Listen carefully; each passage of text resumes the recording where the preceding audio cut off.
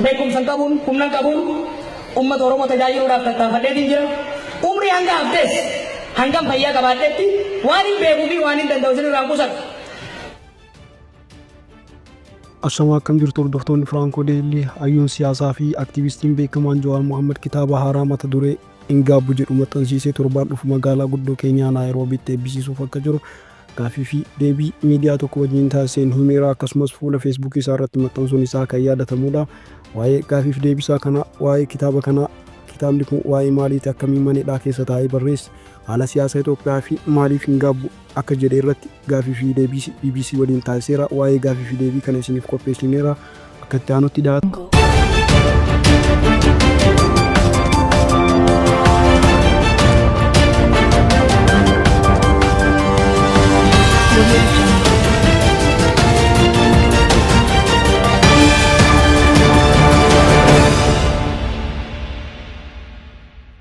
Xiinxalaan siyaasaa fi aktiivistiin beekamaan Jawaar Mohaammed kitaaba haaraa mata dureen hin gaabbu jedhu maxxansiisee torbaan dhufu magaalaa guddoo keenyaa Naayiroobiitti eebbisiisuuf akka jiru gaaffii fi deebii BBC wajjin taasisee himeera.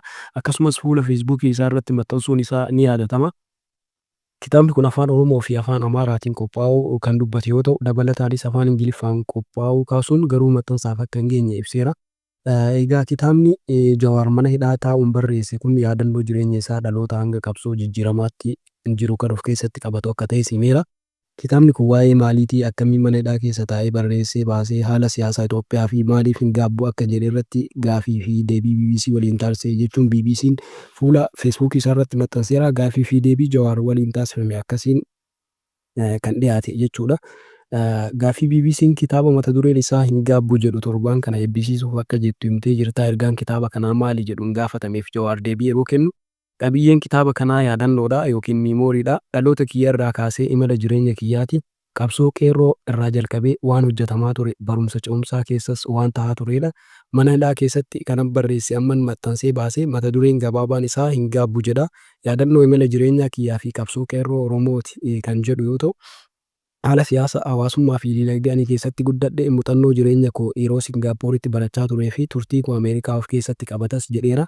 Qabsootti yeroo seenu qophii qabsoo nagaa har'aaf gochaa turree fi falma biyya alaatti gochaa turree fi akkamiin akka jijjiiramaatti akka ceene milkaa'ina kan of keessatti qabateedha jechuun dubbateera. Gaaffii BBC'n mata dureen kitaaba kanaa maaliif hin gaabbu jettee kan jedhu yeroo deebisu Jawaar ilmi namaa waa hojjeta sana booda of duuba deebitee ilaalta. Of duuba deebitee ilaaltee yeroo madaallii geggeessitutu jira. Jiruu siyaasaa kana keessatti aarsaa baay'een kafallee hojii baay'ees hojjedheera. Milkaa'inas argadheera kan jedhu yoo ta'u kana ilaallee yeroo madaallu aarsaan kafalle sanaafis milkaa'ina waan argadheef aarsaan kafalle garaan an nyaatu jechuu yeroo dubbatu.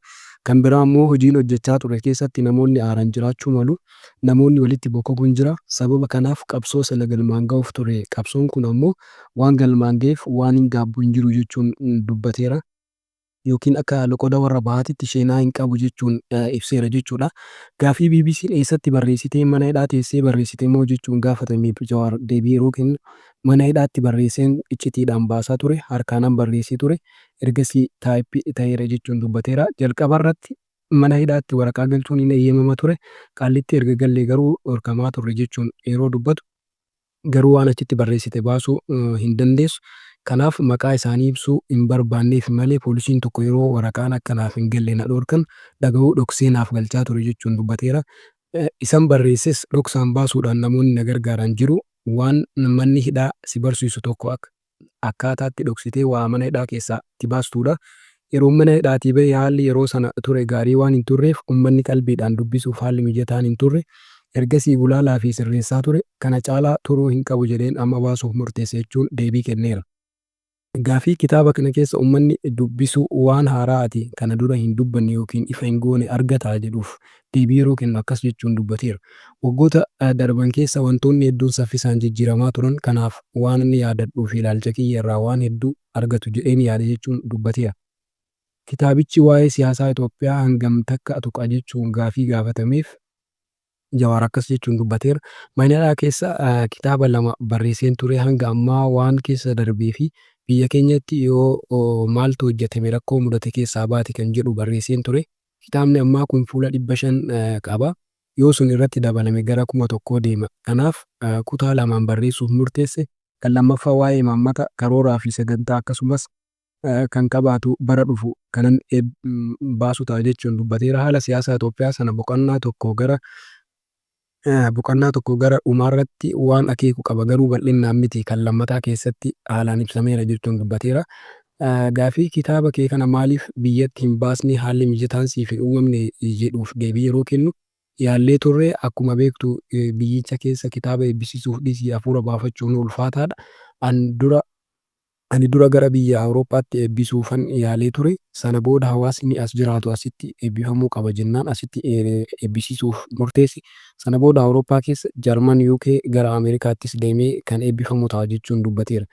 Akkasumas gaafii kitaaba kee kana maaliif amma eebbisiisuuf yaaddee akka nama siyaasaa tokkootti haala siyaasaa amma Itoophiyaan keessa jirtu waliin waa'ee yaaddee qabdaa yookiin akeektee jira jechuun gaafii gaafatameef. Haalli siyaasa Itoophiyaa ni fooyya'a jedheen yaadaa ture. Akkuma beektu akka durii barreessuus dubbachuus dhiisee hojii baay'ee lafuma jala hojjechaan ture. Garuu qondaalonni biyya sanii garuu homaa jijjiiramuu akka hin dandeenye argeera jechuun yeroo dubbatu.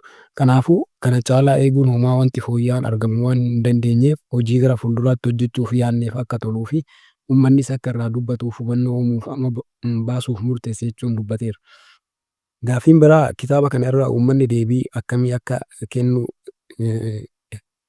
jettee eegda jechuun gaafii gaafatameef yeroo deebii kennutti Jawaar uummanni keenya uummata afoolaati. Hawaasni keenya hawaasa seenaa jireenya isaa dubbiin dabarsuun beekamudha. Kanaaf aadaa barreeffamaa jajjabeessuufiidha waan hin barreessinee fi malee jireenyi nam tokko keessa darbu mataan isaa kitaaba tokko ta'a jechuun yeroo dubbatu. Garuu gaafa lubbuun darbe seenaa keessa darbe isuma waliin awwaalama jechuun dubbateera. Anis waan keessa darbe yoo lafaa ka'ee dhaloonni dhufu waan ani keessa darbee fi ilaalcha kiyya irraa waa barachuun hojii gaarii hojjedhee irraa barachaa dogoggoraan hojjedhee sirreessuun uummata isaaf nuyi baasne caalaa buusuuf hojjeta jedhee yaada jechuun dubbateera. Kitaaba kana mana hidhaa keessa taa'ee yeroon barreessachii lubbuudhaan ba'a jedhee yaadaa hin turre. Kanaaf waan ani keessa darbe ana waliin awwaalamuu hin qabu jedheen barreessaa ture jechuunis dubbateera. Gaafii mana hidhaatii lubbuudhaan baha jedhee hin yaadne jette waan uummanni hin dhageenye jiramoo mana hidhaa sanatu siif mijachuu didemoo maaltu ture jechuun gaafii gaafatameef deebii yeroo kennu waan baay'eetu jira. Gaafuma qabame sanaayyuu qabamee lubbuudhaan mana hidhaa seenuun waan raajii waaqaati. Waan mudate hedduutu jira. Waan argaa turre irraa ergaa nagahaa ture irraa ka'ee yoo ilaallu lubbuudhaan achi keessaa bahee seenaa kana barreessee jedhee yaadne uummanni keenya waan keessa ture akka beekuuf anan barreesse kan jedhu. Kan biraa manni hidhaa yeroo waan siif kennuuf tasgabbooftee akka barreessitu si godha waan ta'eef hojii biraas waan hin qabneef barreessuuf murteesse jechuun dubbateera. Gaafii namoonni siyaasaa Oromoo hedduun kitaaba tokkollee kan dhaloonni irraa baratu osoo hin barreessin hafan isa kana jijjiiruuf fakkeenya gaarii akka ta'uuf barreessite jedhuuf deebii yoo kennu. Eeyyin yeroo dargaggeessa turetti qondaaltota siyaasaa keenya hoogganaa turan akka obbo Galaasaa, obbo Leencoo akka waan keessa darban barreessan itti watwaataan ture. Hanga ta'e barreessaniiru garuu guutuutti miti. Seenaan hin barraa'in ni haqama, ni irraanfatama.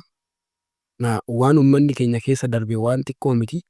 Waan xiqqoonis hin hojjetamne rakkoo xiqqoo keessas hin dabarre seenaa qondaaltota keenyaa seenaa abboota keenyaa mataan osoo barraa'ee waan irraa barannu hedduutu jira. Dogoggora isaan hojjetan ammoo nuyi akka irraa hin deebineef nu gargaare jechuun yeroo dubbatu isaan barreessuu dhabuu isaaniitiif natti dhagahamaa ture. Yeroo qabsoo qeerroo sana seenaa Hayilee Fidaa barreesseen ture. Hayilee Fidaa nama baay'ee barreessaa turedha. Tarii jechoota siyaasaa har'a Itoophiyaa keessatti har'a fayyadamaa jirutu isa mudate ta'a jechuun kan dubbatu yoo ta'u, yaadannoo jireenya isaa irraa kaasee namoota inni waliin barreessee ture namni tokko naaf kennee isa irratti barreesseen ture. Hanga ammaa hin xumurre gaafa gara fuulduraa yoo argadhe nan xumura jechuun yeroo dubbatu. Namoonni baay'een maqaa Hayilee Fidaa beeka malee waan hedduu inni keessa darbe hin beekan jechuu yoo dubbatu. Qe'ee isaa Wallagga Arjoo irraa kaasee akkaataa itti ilaalchi isaa akkas guddate hanga Jarmanii fi Faransaayitti waan keessa darbe osoo barreessee jiraate waan hedduu irraa baranna jechuun dubbateera. Osoo waan Baaroo Tumsaa jaarraa abbaa gadaa keessa darban kitaaban barreessanii jiraatanii ani immoo isaan argadheen yeroo yuunivarsiitii seenu yookiin isa dura dubbisee jiraadhe dogoggoroota hojjedhe tokko akkan hojjenne na gargaaraa ture. Karaa hedduu dheeraa tokko naa gabaabsa ture jechuun kan dubbatu yoo ta'u, anis amma dhaloonni na booda dhufus waan ani keessa darbee dubbisee akka dhuunfaattis hawaasa isaafis akka bu'aa buusu yaadeen barreesse jechuunis dubbateera.